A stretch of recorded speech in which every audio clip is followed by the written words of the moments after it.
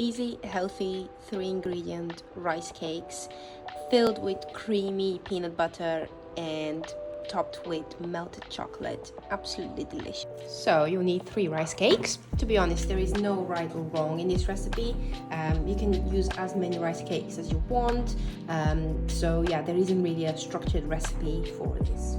Now spread a thin layer of peanut butter, almond butter, cashew butter, whatever you fancy. I've used peanut butter. I've used crunchy peanut butter as well, just because I like crunchy. After you've spread the peanut butter nicely on top, cover with another layer of rice cake. So just basically sandwich them. This is it, a nice sandwich. Now put them in the freezer for about 10 minutes. So I've melted about half a cup of chocolate and I've mixed it with 1 tablespoon of coconut oil just to give it that lovely shine. And now what I'm gonna do is just coat these beautiful rice cakes with that chocolate.